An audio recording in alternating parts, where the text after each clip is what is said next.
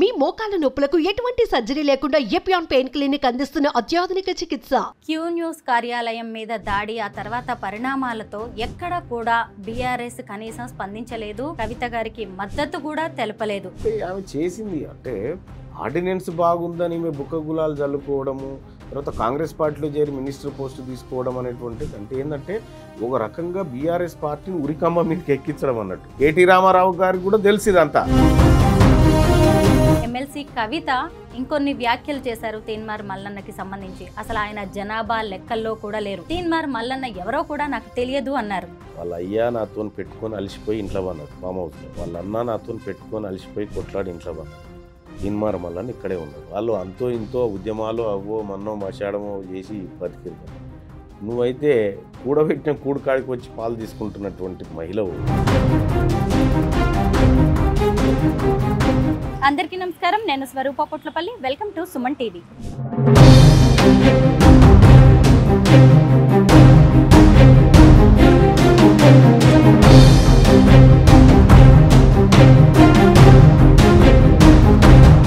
తీన్మార్ మల్లన్న తెలంగాణ రాష్ట్ర రాజకీయాల్లో ఎప్పుడు హాట్ టాపిక్ గా ఉండే పేరిది.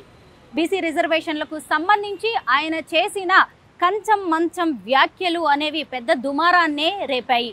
ఆయన తెలంగాణ జాగృతి కార్యకర్తల ఆగ్రహానికి గురవ్వాల్సి వచ్చింది. ఆయనకు సంబంధించిన కార్యాలయం మీద తెలంగాణ జాగృతి కార్యకర్తలు దాడి చేశారు. ఆ తర్వాత పరిణామాలు వేగంగా మారిపోయాయి. తెలంగాణ బొగ్గు గనుల కార్మిక సంఘం బాధ్యతల నుంచి బీఆర్ఎస్ ఎమ్మెల్సీ కల్వకుంట్ల కవితను తప్పించడం అనేది కూడా జరిగింది. ఇంకొక వైపు ఈ తీన్మార్ మల్లన్న ఒక బీసీ పార్టీని స్టార్ట్ చేయబోతున్నారు. ప్రస్తుతం నేను తీన్మార్ మల్లన్నకు సంబంధించిన హైదరాబాద్ బోడుప్పల్లోని కార్యాలయం వద్ద ఉన్నాను. అలాగే తీన్మార్ మల్లన్న ఫోన్ ట్యాపింగ్ కి సంబంధించి సిట్ విచారణకు కూడా హాజరయ్యారు. మనం ఆయన కార్యాలయంలోకి వెళ్ళి ప్రస్తుత పరిస్థితి ఎలా ఉంది, అలాగే ఈ పరిణామాలన్నిటి మీద తీన్మార్ మల్లన్న ఏం చెప్పబోతున్నారు అనేది తెలుసుకుందాం రండి. ఇదే క్యూ న్యూస్ ఆఫీస్. ప్రస్తుత పరిస్థితి ఇది. మొత్తం ఇక్కడ ధ్వంసం అయిపోయింది. ఎలా ఉందో ఇక్కడ పరిస్థితిని మీరే గమనించవచ్చు. ఎక్కడ చూసినా కానీ రక్తపు మరకలు కనిపిస్తూ ఉన్నాయి. ఆ రోజు తెలంగాణ జాగృతి కార్యకర్తలు చాలా మంది వచ్చి దాడి చేశారు. అప్పుడు గన్మెన్ కూడా ఫైరింగ్ చేయడం అనేది జరిగింది. కొంతమందికి గాయాలు కూడా అయ్యాయి. దానికి సంబంధించిన రక్తపు మరకలు కూడా ఇక్కడ అంతా కనిపిస్తూ ఉన్నాయి. గన్మెన్ ఆ రోజు ఫైరింగ్ చేస్తున్నది. ఇక్కడి నుంచే దాడి జరిగి రోజులు గడుస్తున్నా కానీ ఇంకా ఇక్కడ పరిస్థితులు అయితే చక్కబడలేదు. పోలీస్ ఎంక్వైరీ నడుస్తూ ఉంది. తెలంగాణ జాగృతి కార్యకర్తలు దాడి చేస్తున్న టైంలో గన్మెన్ కూడా దాడులు కాల్పులు జరపడం అనేది జరిగింది కదా. వారి ప్లేస్ లో ఇంకో ఇద్దరు కొత్త గన్మెన్ వచ్చారు. లోపలికి వెళ్ళి తీన్మార్ మల్లన్న గారితో మాట్లాడదాం. నమస్తే మల్లన్న గారు. నమస్తే. దాడి జరిగినప్పుడు మీరు ఆఫీస్లోనే ఉన్నారు. సండే కూడా మీరు ఆఫీస్కి వస్తూ ఉంటారా? ప్రతిరోజు వస్తూ ఉంటాను. సండే మండే అని ఏం లేదు, ప్రతిరోజు వస్తూ ఉంటాను ఆఫీస్కి. రోజు ప్రజలు ప్రతిరోజు వస్తూ ఉంటారు కాబట్టి ఇక రెగ్యులర్గా వస్తూ ఉంటాం ఆఫీస్. తెలంగాణ జాగృతి కార్యకర్తలు మీ ఆఫీస్ మీద దాడి చేశారు.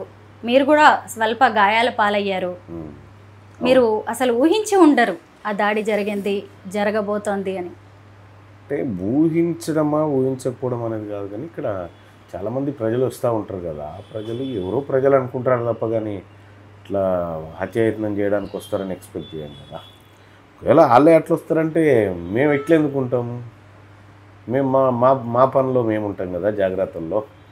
అంటే అది అన్ఎక్స్పెక్టెడ్గా జరిగింది. సో చెప్పి వస్తే పరిస్థితులు ఇట్లా ఉండకపోవడం కాదు కదా, వాళ్ళు బయటికి కూడా పోకపోదు, చెప్పి వస్తారు. సో విషయం ఏంటంటే వాళ్ళకు ఏదో చేద్దాం తీన్మార్ మల్లన్న గారిని అనేటువంటి ప్రయత్నం ఏదైతే ఉందో అదే దుర్మార్గమైన ప్రయత్నం. ఇదే ఛాంబర్లో ఇక్కడే కూర్చున్నా వాళ్ళు లోపల దాకా వచ్చేసినారు. ఒక ఇద్దరు వచ్చేసి ఏదో గొడవ స్టార్ట్ చేస్తూ ఉంటే ఇంకా ఇక్కడ ఫైరింగ్ జరిగింది. ఇక్కడ మీ మీదకి జరిగిందా ఫైరింగ్? మా మీదకి కాదు, మా గన్మెన్స్ అక్కడ బయట చేశారు, పైన కాల్చారు. ఇక్కడ గాల్లో కాల్పులు జరిపినారు.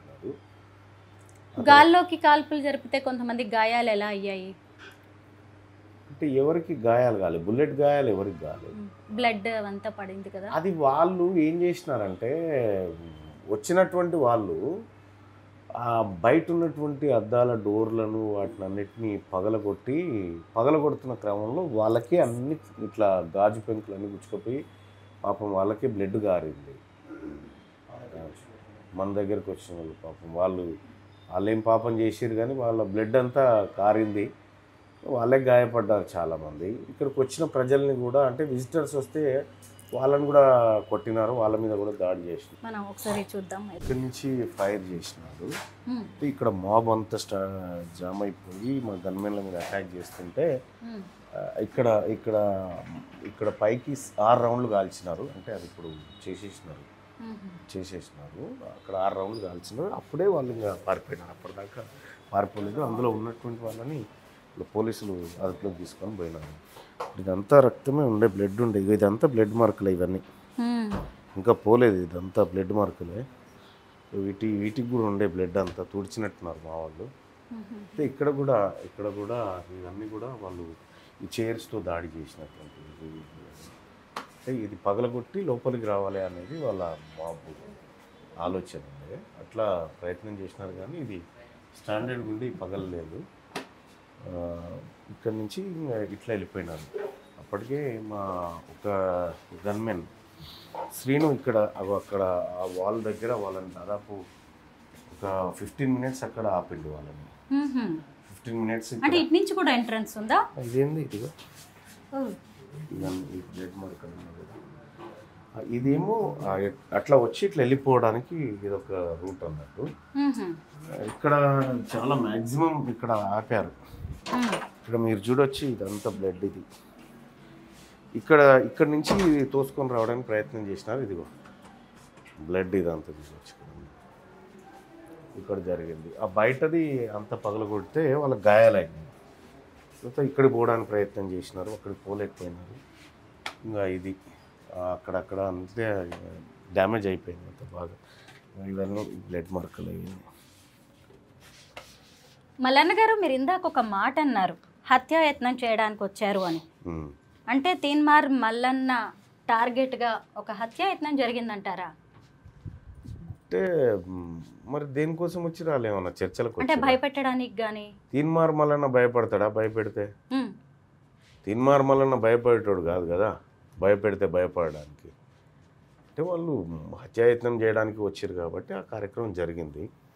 చెప్పి వస్తే నేను కూడా రెడీగా ఉంటా కదా. కానీ ఆ దుర్మార్గం అది చేయకూడదు. అట్లా వాళ్ళు నేను ఎప్పుడైతే పొలిటికల్ పార్టీ పెడుతున్నామనేటువంటి అంశం తెర మీద తెచ్చామో ఒకసారి అబ్జర్వ్ చేస్తే గతంలో కేసీఆర్ ఫ్యామిలీ అధికారంలో ఉన్నప్పుడు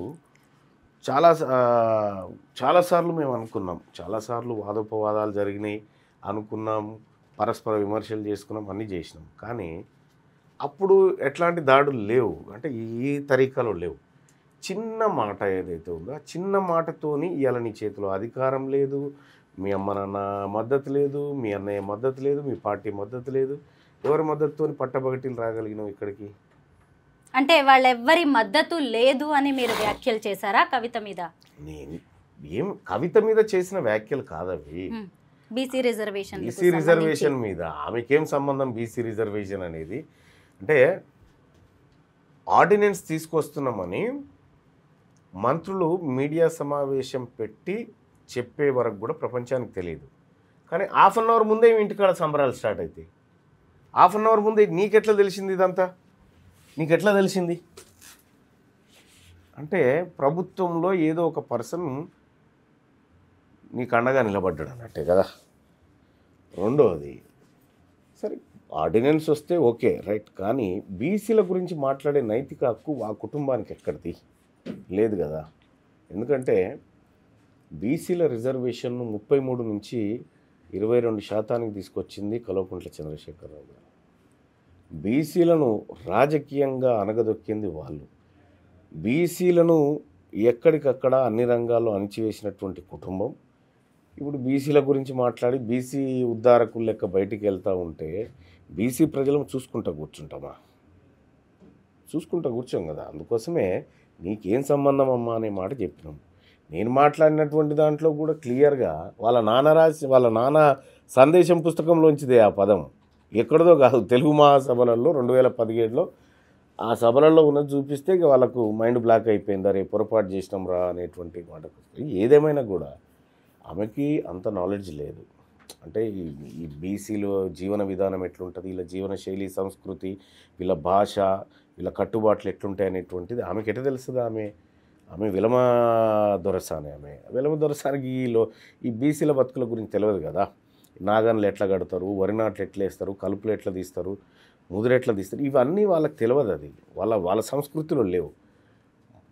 కంచం మంచం అనేది చాలా సాధారణమైనటువంటి పదం. ఏది ఇయ్యం పుచ్చు ఇచ్చిపుచ్చుకునే కాడ వాడేటువంటి ఒక సాధారణ పదం.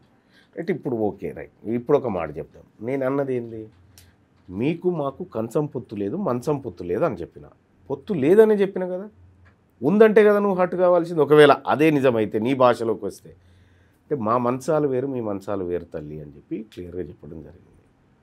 సరే, ఈ అంశం మంచాల అంశం కాదు, ఇది క్లియర్గా బీసీలు రాజకీయ పార్టీ పెడుతున్నారనేటువంటి ఒక కుట్రతో ఆమె చేత అగ్రవర్ణాలందరూ కలిసి ఆడినటువంటి ఒక డ్రామా లెక్క కనిపిస్తుంది. దాని వెనుక ముఖ్యమంత్రి ఉన్నాడా లేడా ఏంది అనేది ఇంకొంత స్పష్టత రావాల్సింది, వచ్చినాక వాటి గురించి మాట్లాడు. కంచం పొత్తు, మంచం పొత్తు అనే వ్యాఖ్యలు మీరు సందర్భానుసారంగా వాడేశారే తప్ప కవిత గారిని కించపరచాలని కానీ అలాంటి ఉద్దేశం అయితే లేదు. కవిత గారిని ఎందుకు కించపరుస్తామండి? కవిత గారిని ఎందుకు కించపరుస్తాం? వాళ్ళేళ్ళ 10 ఏళ్ళ పరిపాలన చూడలేదా?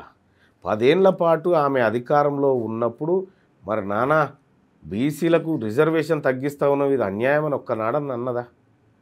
నానా మహిళల గురించి మాట్లాడుతూ ఉన్నావు, మహిళలకు ప్రతినిధిగా మాట్లాడుతూ ఉన్నావు. 2014 నుంచి 18 వరకు మహిళా మంత్రి లేకపోతే నానా ఇది అన్యాయం అని నేను చెప్పినావా? ఎందుకు ఈ డ్రామా అంతా? వాళ్ళ నడి చౌరస్తాలో ఉండి ఏం చేయను అర్థం కాక పిసలేసిన మనిషి లెక్క ఎట్లా పడితే అట్లా నిర్ణయాలు తీసుకొని చిల్లర చేసుకుంటుందంత తన రాజకీయ వ్యవహారాన్ని అంతా. నేను ఒకటి చెప్తా ఉన్నా, కల్వకుంట్ల కవిత గారు మొన్న 3 మంత్రులు ప్రమాణ స్వీకారం చేసినారు. అడ్లూరు లక్ష్మణ్ గారు, వాకిటి శ్రీహరి గారు, ఆ తర్వాత వివేక్ వెంకటస్వామి గారు. అందులో యాక్చువల్గా 3 కాదు, ఆ రోజు 4 చేయాల్సి ఉండే, అందులో కవిత పేరుండే. ఇది ఆమెను కాదని చెప్పమని చూద్దాం. కవిత పేరు కూడా ఆ రోజు ఉండే. చివరి గంటలో ఆమె పేరును డిలీట్ చేశారు. చివరి గంటలో రాహుల్ గాంధీ గారు ఎంటర్ అయ్యి డిలీట్ చేశారు. ఆ ఫ్రస్ట్రేషన్లో ఉంది ఆమె. ఈ విషయం కేసీఆర్కి తెలిసి ఆమె లేఖను లీక్ చేసి వాళ్ళని పక్కన పారేసారు. ఈమె ఇటువంటి కార్యక్రమాలు చేస్తుంది, పార్టీ వ్యతిరేక కార్యకలాపాలకు పడుతుంది అనేటువంటి లేఖను బయటపెట్టి ఆమె కాంగ్రెస్తో రేవంత్ రెడ్డితో ములాఖాత్ అయిందనేటువంటి విషయం బయటపడ్డ తర్వాత ఆమెను పక్కకు పెట్టారు. ఆమె చుట్టూ గిన్ని వివాదాలు, మీ నాన్ననే నీ వెనకలేడు, తెలంగాణ జనం బీసీలు ఎట్లా నీ వెనకాల ఉంటారు? కాబట్టి ఆమె ఏదైతే పొలిటికల్ ఏది మన ఉనికి కోసం, రాజకీయ ఉనికి కోసం ఏవో ప్రయత్నాలు చేస్తుంది, కానీ ఆమె చుట్టూ చేయడానికి ఎలాంటి స్కోప్ లేదు, ఓ వాదం కూడా లేదు ఆమె దగ్గర. ఆమె 10 ఏళ్ల కాలంలో అధికారంలో ఉన్నప్పుడు బతుకమ్మ అంటే డీజేగా ఎంత చక్కదనంగా ఆడుకునేది మా అమ్మలక్కలు బతుకమ్మ. దానికి డీజేలు అంటగట్టి మొత్తం బతుకమ్మ తీరునే మార్చేసి, బోనాల పండుగ అంటే బతుకమ్మ ఈమెనే ఎత్తుకోవాలి, బతుకమ్మ పండుగ అంటే ఈమెనే బతుకమ్మ ఆడాలి. అసలు వీళ్ళ హిస్టరీని ఒకసారి కొన్ని సంవత్సరాలు వెనక్కి పోయి చూస్తే, నేను మొన్న ఒకసారి సెర్చ్ చేస్తూ ఉంటే గోల్కొండ పత్రికలో దొరికింది నాకు. అది గోల్కొండ పత్రికలో వీళ్ళు చేసిన అరాచకాలన్నీ దొరికినాయి. అది సేవ్ చేద్దామనుకున్నా అప్పుడే కరెంటు పోయేది, సేవ్ కాలే. కానీ వీళ్ళు బైరాన్పల్లికి దగ్గర, పరకాల దగ్గర బీసీ ఆడబిడ్డలను బట్టలు తీసేసి బతుకమ్మ ఆడిచ్చిన జాతి వీళ్ళది. వీళ్ళకు ఏముంటుందండి? వీళ్ళకి ఎట్లుంటుంది బీసీల మీద ప్రేమ? కాబట్టి ఈమెకు నైతిక హక్కే లేదు బీసీల గురించి మాట్లాడడానికి. గతంలోనే ఆమె కాంగ్రెస్ మంత్రిగా ప్రమాణ స్వీకారం చేయాల్సి ఉండే అని పెద్ద బాంబు తేల్చారు మీరు. ఇక మీదట భవిష్యత్తులో అయినా కాంగ్రెస్ మంత్రి అయ్యే ఛాన్స్ ఉందా ఎమ్మెల్సీ కవిత గారు? నెక్స్ట్ ఎక్స్పాన్షన్లో చూస్తామని ఆమెను మళ్ళీ బుధగారు ఇచ్చినారు. నెక్స్ట్ ఎక్స్పాన్షన్ కోసం ఆమె ఆశ పెట్టుకొని ఆర్డినెన్స్ బాగుంది, రేవంత్ రెడ్డి గారి పరిపాలన బాగుందని ఎందుకు చెప్తుంది అనుకుంటున్నావు? అందులో భాగంగానే చెప్తా ఉంది ఇవన్నీ. అంటే గతంలో కూడా రేవంత్ రెడ్డి గారికి కవిత గారికి వ్యాపార సంబంధాలు ఉండేటి, మంచి సత్సంబంధాలు ఉండేటి వారి మధ్య. సో అదే ఇవాళ ఆమె నమ్ముకున్నటువంటిది. ఎట్లాగైనా రేవంత్ రెడ్డి గారు సీఎం గారు ఉన్నారు కాబట్టి నాకు కొంత అండ దొరుకుతుందని, తద్వారా నా కుటుంబాన్ని నాశనం చేయొచ్చు అనేటువంటి ఆలోచన ఆమెకు ఉంది. అదే చిట్ చాట్లో ఎమ్మెల్సీ కవిత ఇంకొన్ని వ్యాఖ్యలు చేశారు తీన్మార్ మల్లన్నకి సంబంధించి. అసలు ఆయన జనాభా లెక్కల్లో కూడా లేరు, తీన్మార్ మల్లన్న ఎవరో కూడా నాకు తెలియదు అన్నారు. మీ అయ్యని అడుగు చెప్తాడు తీన్మార్ మల్లన్న ఎవరో, మీ అన్నని అడుగు చెప్తాడు తీన్మార్ మల్లన్న ఎవరో, మీ బావని అడుగు చెప్తాడు. తీన్మార్ మల్లన్న ఎవరో వాళ్ళని అడుగు చెప్తాడు. తీన్మార్ మల్లన్న వాళ్ళ అయ్యా నాతో పెట్టుకొని అలిసిపోయి ఇంట్లో పన్నాడు ఫామ్ హౌస్లో, వాళ్ళ అన్న నాతో పెట్టుకొని అలిసిపోయి కొట్లాడి ఇంట్లో పన్నాడు. తీన్మార్ మల్లన్న ఇక్కడే ఉన్నాడు. వాళ్ళు అంతో ఇంతో ఉద్యమాలు అవ్వో మన్నో మశాడమో చేసి బతికిరు. కానీ నువ్వైతే కూడబెట్టిన కూడుకాడికి వచ్చి పాలు తీసుకుంటున్నటువంటి మహిళవు, నీకు ఆ ఉద్యమ సోయి లేదు, నీకు ఆ ఆలోచన లేదు. నీ ఇంట్లో ఉన్న ఫ్రస్ట్రేషన్ అంతా తీసుకొచ్చి మంది మీద పెడతా అంటే ఇక్కడ పడడానికి ఇవ్వడానికి సిద్ధంగా ఉండా. జనాభా లెక్కలలో తీన్మార్ మల్లన్న ఉన్నాడా లేదా అనేది, నేను ఎలక్టెడ్ ఎమ్మెల్సీ, నీవు మీ నాయన వేసిన బిచ్చం తీసుకొని వచ్చినావు. నువ్వు మేనేజ్మెంట్ కోటా, నేనేమో ఎలక్టెడ్ 10 లక్షల మంది పట్టభద్రుల చేత ఎన్నుకొని రాబడినటువంటి నేను. మీ నాయన సరే బిడ్డ ఉండిపో, ఎందుకు ఏడుస్తున్నావు, ఎంపీ పోయింది కదా అని ఇస్తే వచ్చింది నువ్వు. వాళ్ళ తీన్మార్ మల్లన్న ఎవరో, ఆమె దగ్గర ఐఎస్ఐ మార్కు నాకేం అక్కర్లేదండి. నేనేందో ప్రజలకు తెలుసు, నేనేందో అందరికీ తెలుసు, ఆమెకు తప్ప. క్యూ న్యూస్ కార్యాలయం మీద దాడి, ఆ తర్వాత పరిణామాలతో ఎక్కడ కూడా బీఆర్ఎస్ కనీసం స్పందించలేదు, కవిత గారికి మద్దతు కూడా తెలపలేదు. తర్వాత చూసినప్పుడు బొగ్గు గనుల కార్మిక సంఘం బాధ్యతల నుంచి కూడా తప్పించింది. ఎందుకు ఇవన్నీ జరిగాయంటారు? అంటే ఆమె చేసింది అంటే ఆర్డినెన్స్ బాగుందని ఈమె బుక్క గులాలు చల్లుకోవడము, తర్వాత కాంగ్రెస్ పార్టీలో చేరి మినిస్టర్ పోస్టు తీసుకోవడం అనేటువంటిది అంటే ఏంటంటే ఒక రకంగా బీఆర్ఎస్ పార్టీని ఉరికమ్మ మీదకి ఎక్కించడం అన్నట్టు. అంత పెద్ద పొలిటికల్ డిస్టర్బెన్స్ క్రియేట్ చేయాలనుకుంది ఒకటి. రెండోది, ఇక్కడ కేసీఆర్ గారికి తెలుసు కదా, ఆయన తెలుగులో అంతో ఎంతో కొంత నైపుణ్యత ఉన్నది ఆయనకు. ఆయన సందేశం రాసిన పుస్తకంలోంచి ఉన్న పదమే అది సహజంగా తెలంగాణలో వాడుకునేటువంటి ఒక పల్లెటూరు సామెత అని ఆయనకు తెలుసు. కేటీ రామారావు గారికి కూడా తెలుసు ఇదంతా. ఇది దాంట్లో ఏం పాడైందా, ఏం లేదు, వట్టిగానే ఈ పోరు అవలపోరు ఉన్నది అని చెప్పి ఆయనే అనుకునే పరిస్థితి. అందుకోసమే ఆమె మద్దతు ఇవ్వలే. ఆమె ఏదైనా మంచి కార్యక్రమం చేస్తే ఎవడన్నా మద్దతు ఇస్తాడు, కానీ గీ చిల్లర కార్యక్రమాలు చేస్తే ఎవడు మద్దతు ఇస్తాడు? కవిత ఒంటరి అయిపోయింది.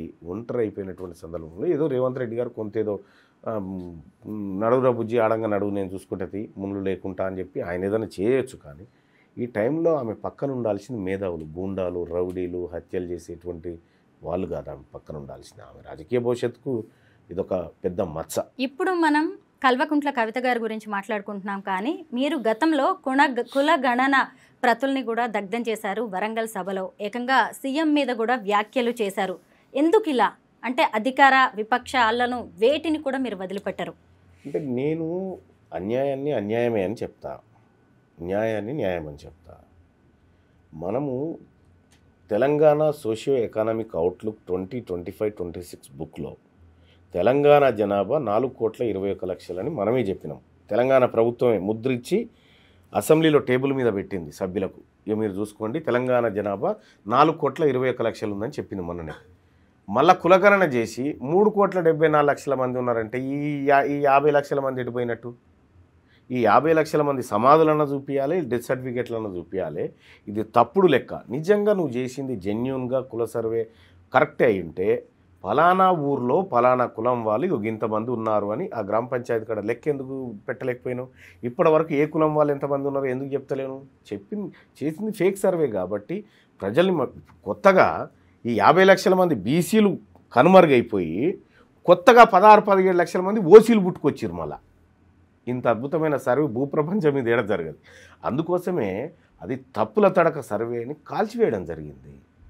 కాంగ్రెస్ పార్టీలోనే ఉండొచ్చు అప్పుడు, కానీ కాల్చివేయడం జరిగింది. ఎందుకు కాల్చివేసినా ఈ ప్రజలకు మోసం చేస్తూ ఉంది పార్టీ అని. నేను ప్రభుత్వం వైపు లేను, ప్రజల వైపు ఉన్నా కాబట్టి కాల్చగలిగిన. పార్టీ నుంచి కూడా మరి మిమ్మల్ని సస్పెండ్ చేశారు. ఇలాంటి యాక్షన్ ఉంటుందని ఊహించేదంతా చేశారా? తీన్మార్ మల్లన్న అనేటువంటి వ్యక్తి, సపోజ్ చెప్తా ఉన్నా, ఒక కొమ్మ చివరన కూర్చొని ఉంటుంది. ఆ పక్షి ధైర్యం ఏంటంటే ఆ కొమ్మ కాదు, దాని రెక్కలు. తీన్మార్ మల్లన్న కూడా అంతే. అంటే కాంగ్రెస్ పార్టీ నాకు పెట్టింది ఏముంది నాకు అర్థం కాక అడుగుతా. నేను 45 నియోజకవర్గాల్లో క్యాంపెయిన్ చేస్తే 42 నియోజకవర్గాల్లో కాంగ్రెస్ గెలిచింది. తీన్మార్ మల్లన్నకు మొన్న వరంగల్ నల్గొండ ఖమ్మం గ్రాడ్యుయేట్ ఎమ్మెల్సీ ఎన్నికల్లో కాంగ్రెస్ పార్టీని తీన్మార్ మల్లన్న గెలిపించిండు. కాంగ్రెస్ పార్టీ నన్ను గెలిపేలే. ఒకవేళ కాంగ్రెస్ పార్టీకి అంత బలం ఉంటే మొన్న ఇక్కడ ఎందుకు ఓడిపోయింది? ఆదిలాబాద్, నిజామాబాద్, కరీంనగర్, మెదక్ స్థానంలో పట్టభద్రుల ఎమ్మెల్సీ ఎట్లా ఓడిపోయింది? ముఖ్యమంత్రి గారు పోయి ప్రచారం చేసినా గెలవలేదు కదా. వాళ్ళు ఏమనుకుంటారంటే మా వల్లనే ఇదంతా జరిగింది అనుకుంటారు. మీ హయాంలో 8 ఎంపీలు పోయినాయి. సిట్టింగ్ ఎంపీ రేవంత్ రెడ్డి గారు సిట్టింగ్ ఎంపీ మల్కాజ్గిరి ఓడిపోయింది. రేవంత్ రెడ్డి గారు ఇన్ఛార్జి ఉన్న చెవెళ్ళ ఓడిపోయింది. రేవంత్ రెడ్డి గారి ఓటున్న కొడంగల్ మహబూబ్ నగర్ ఎంపీ ఓడిపోయింది. తీన్మార్ మల్లన్న కాంగ్రెస్ పార్టీ నమ్ముకొని రాలే. కాంగ్రెస్ పార్టీ రాహుల్ గాంధీ గారు 42% రిజర్వేషన్, విద్యా ఉద్యోగాలు, స్థానిక సంస్థలు మరియు 42% కాంట్రాక్టులు బీసీలకు ఇచ్చి కులగణన చేస్తామనే మాటకు అందులో జాయిన్ అయిన నేను. లేకపోతే ఆ కాంగ్రెస్ పార్టీ అందం చందం బాగుందని ఏం పోలే, వాళ్ళతో నేను సోపతి కట్టలే. నేను నా లైన్లోనే ఉన్నా. వాళ్ళు చక్కగా అయినప్పుడల్లా నా వాదన ఇట్లే ఉంటుంది. ఈ మధ్య మీరు కొందరు మంత్రుల మీద కూడా వ్యాఖ్యలు చేశారు, వాళ్ళ మీద కొన్ని ఆరోపణలు చేశారు. ప్రస్తుతం రేవంత్ రెడ్డి గారి పాలన ఎలా ఉంది? కాంగ్రెస్ పాలన ఎలా నడుస్తోంది రాష్ట్రంలో? అంటే పాలన అయితే అది మా బీసీలకు సంబంధం లేనటువంటి పాలన. అందులో మా ప్రాతినిధ్యం తక్కువ, అందులో మా బడ్జెట్లు తక్కువ, అందులో మా వ్యవహారాలు తక్కువ.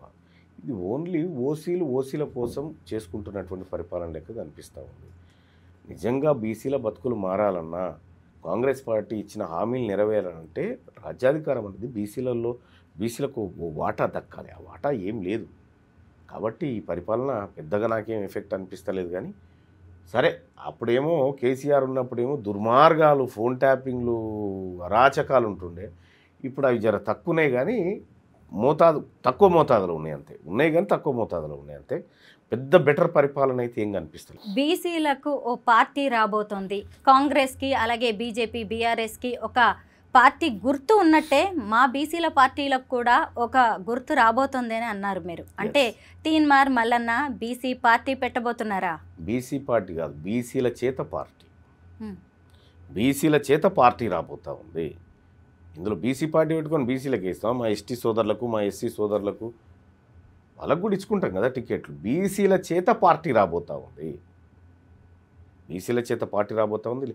వాళ్ళు ఏమనుకుంటారంటే సహజంగా బీసీలు పార్టీ పెట్టొద్దు కదా, గాంధీ భవన్ మెట్ల కాడ అడుక్కోవాలి, బీఆర్ఎస్ పార్టీ భవన్ కాడ మెట్ల కాడ బయట గేట్ కాడ నిలబడి అడుక్కోవాలి టికెట్లు, బీజేపీ ఆఫీస్ కాడ నిలబడి వాళ్ళు టికెట్లు పెట్టుకుంటే వాళ్ళ బీఫామ్లు వాళ్ళు ముద్రించుకున్న తర్వాత ఇక మనల్ని ఎవడు దేకుతాడు, ఎవడు పట్టించుకుంటాడు అనేటువంటి భయం వాళ్ళకు ఉంటుంది. 100% బీసీల చేత రాజకీయ పార్టీ వస్తుంది. ఈ లోకల్ బాడీ ఎన్నికల్లోనే పోటీ చేస్తుంది. సీఎం అభ్యర్థి ఎవరు? కొత్త పార్టీలో ఎవరు ఉండబోతున్నారు సీఎం అభ్యర్థిగా? నేను పదే చెప్తా ఉన్నా, ఇది సీఎం అభ్యర్థుల పంచాయతీ కాదు. ఇది దశాబ్దాలుగా మాకు జరిగిన అన్యాయం పైన ఒక బావుట రాజకీయపరమైంది. సీఎం ఎవరు ఉండాలనేది ప్రజలు డిసైడ్ చేస్తారు. తీన్మార్ మల్లన్ననో, మా చైర్మన్ హరిశంకర్ గారో, లేకపోతే మా వాళ్ళు కాదు, ప్రజలు డిసైడ్ చేస్తారు వాళ్ళ ముఖ్యమంత్రి ఎవరు ఉండాలని. ఎస్, మేము అనుకుంటా ఉన్నాం ముదిరాజులు పెద్దన్న పాత్ర వహించాలని పదే చెప్తా ఉన్నాం. భారీ సంఖ్యలో ఉన్నటువంటి బీసీ నాయకత్వం అది, వాళ్ళు పెద్దన్న పాత్ర పోషించాలని చెప్తా ఉన్నాం. మా గౌడ్లు పెద్దన్న పాత్ర పోషించాలని చెప్తా ఉన్నాం. బీసీలలో ముఖ్యమంత్రి కాగలిగినటువంటి వ్యక్తులకు కొదవేం లేదు. ఏడుంటారా ఎదుకులాడదామనే బాధ కూడా లేదు. చాలామంది ఉన్నారు, అందరూ అర్హులు గల్లోళ్ళు ఉన్నారు. బీసీల్లో అనేక కులాలు ఉన్నాయి. వీటన్నిటినీ అలాగే వీళ్ళందరినీ కూడా ఏకతాటి మీదకి తీసుకురావడం సాధ్యమయ్యే పనేనా? ఆల్రెడీ సాధ్యమైంది కదా. ఇవాళ మీకు 1-2 ఉదాహరణలు చెప్తా. ఇక్కడ ఆదిలాబాద్, నిజామాబాద్, కరీంనగర్, మెదక్ పట్టభద్రుల ఎమ్మెల్సీ స్థానంలో ఇండిపెండెంట్ అభ్యర్థి ప్రసన్న హరికృష్ణ కంటెస్ట్ చేసింది.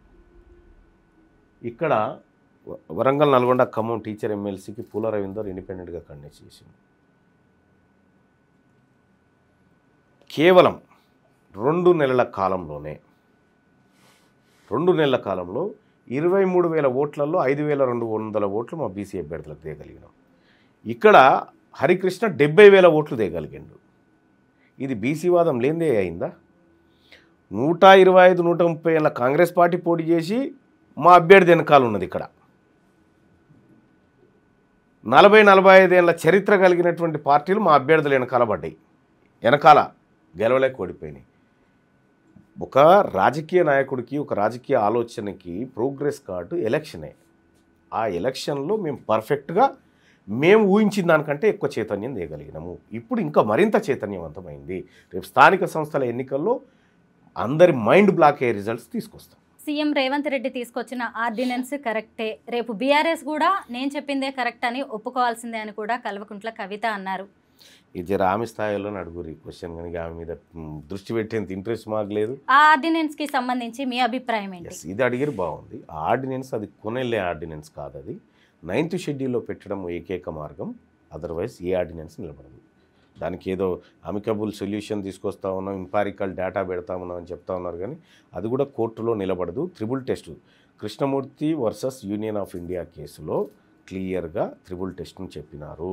ఆ తర్వాత Indira Sawhney case versus union of India కేసులో 9 సభ్యుల ధర్మాసనం క్లియర్గా 50% లిమిట్ దాటకూడదు అని చెప్పినారు. దానికి ఉన్న ఏకైక మార్గం 9th షెడ్యూల్లో పెట్టడమే. ఇది కాకుండా ఏ డ్రామాలు చేసినా బిల్లు పాస్ చేసుకున్న బిల్లు ఆడుండగా మళ్ళీ ఆర్డినెన్స్ ఏంది? బిల్లు ఒట్టిదేనా? ఇంకా ఇది తెలవని జనాన్ని మభ్య పెడుతూ కాలం గడపడమే తప్ప, కానీ ఎక్కడ పోతారు వీళ్ళు? ఎంత దూరం పోతారు? ఆర్డినెన్స్ అని బిల్లు అని మళ్ళీ ఏడికి రావాలి వీళ్ళు? ఈ మా గలమల కాడికి రావాలి కదా, మా దర్వాజాల కాడికి, మా తలుపుల దగ్గరకు వచ్చే చెప్పాలి కదా. ఇక ఆర్డినెన్స్ తెచ్చినాం కానీ ఫెయిల్ అయిపోయింది, బిల్లు పెట్టినాం కానీ ఫెయిల్ అయిపోయింది, వాళ్ళు ఇత్తలేరని వీళ్ళ మీద, వీళ్ళు ఇత్తలేరని వాళ్ళ మీద, ఇదైతే చెప్పాలి కదా మా దగ్గరకు వచ్చి. అది ఎనుకో ముందో వచ్చి చెప్తారు, అప్పుడు మాట్లాడతాం మేము. ఫైనల్గా తీన్మార్ మల్లన్న యాక్షన్ ప్లాన్ ఏంటి? ఏం చేయబోతున్నారు? ఒకటి, మా target 2028 BC CM, single point agenda. రేపటి తెలంగాణ ప్రభుత్వంలో ల్యాండ్ సీలింగ్ యాక్ట్ తీసుకొచ్చి, బీసీ ప్రభుత్వంలో ల్యాండ్ సీలింగ్ యాక్ట్ తీసుకొచ్చి ప్రతి ఇంటికి 2 ఎకరాల భూమి పంచాల. తెలంగాణ రాష్ట్రము రేపు ఏర్పడబోయేటువంటి బీసీ ప్రభుత్వం ఆధ్వర్యంలో బీసీల చేత అసెంబ్లీలు, మండలీలు నిండుగా కనిపించాలి. బీసీల రాజకీయం పైకి రావాలి, బీసీలు పరిపాలించుకోవాలి, వాళ్ళ బతుకులు వాళ్ళు మార్చుకోవాలి. అంటే బీసీల రాజ్యాధికారమే లక్ష్యంగా పనిచేయబోతున్నానని చెబుతున్నారా? 100% బీసీల కోసమే పనిచేస్తున్నా నేను. ఆ బీసీల చేత ఎస్సీ ఎస్టీ సోదరుల బతుకులు కూడా మార్పించాలి అనేటువంటి మా ఆలోచన. Thank you so much Mallanna గారు, నమస్తే. చాలా మంచి విషయాలు చెప్పారు. మీ ఫ్యూచర్ ఎలా ఉండబోతోంది, మీరు ఏం చేయబోతున్నారో కూడా వివరించారు. అంటే నా ఫ్యూచర్ని నేనే రాసుకున్నా, నా ఫ్యూచర్ ఏందనేది నేను రాసుకున్నా. అందరికీ బ్రహ్మదేవుడు రాస్తాడు అంటారు, కానీ నా ఫ్యూచర్ని నేనే రాసుకొని ఏ రోజు ఏం చేయాలి, ఏ రోజు ఎట్లా ముందుకు పోవాలనేది నేను రాసుకొని ఉన్నా. థ్యాంక్ యూ అండి. దేవుణ్ణి నమ్ముతారా? నేను ప్రజల్ని నమ్ముతానండి. ప్రజల్ని నమ్మొచ్చు, దేవుడి మీద నమ్మకం ఉందా? ప్రజలే దేవుళ్ళు. ఎందుకంటే ఇప్పుడు మీరు ఒక మాట అన్నారు కదా, నా రాత నేను రాసుకున్నాను, అందరి రాత బ్రహ్మదేవుడు రాస్తాడేమో అని. అందుకే ఒక డౌట్ వచ్చింది. నేను ఒకటేం చెప్తా ఉన్నా, దేవుణ్ణి విశ్వసించే వాళ్ళని మేము కూడా వాళ్ళ విశ్వాసాన్ని కాదను, కానీ నాకు ప్రజల్లో దేవుళ్ళు కనిపించారు, వాళ్ళే దేవుళ్ళు. ప్రజలకు సేవ చేసుకోవడం అంటే దేవుడికి సేవ చేసుకోవడమే నా దృష్టిలో. Thank you. ప్రజలే దేవుళ్ళు అంటున్నారు, వాళ్ళే ఇంకా రేపు ఏది మంచో ఏది చెడో ఎవరిని సీఎంని చేయాలి అనేది నిర్ణయించబోతున్నారని చెప్తున్నారు. Thank you so much Mallanna గారు. Thank you.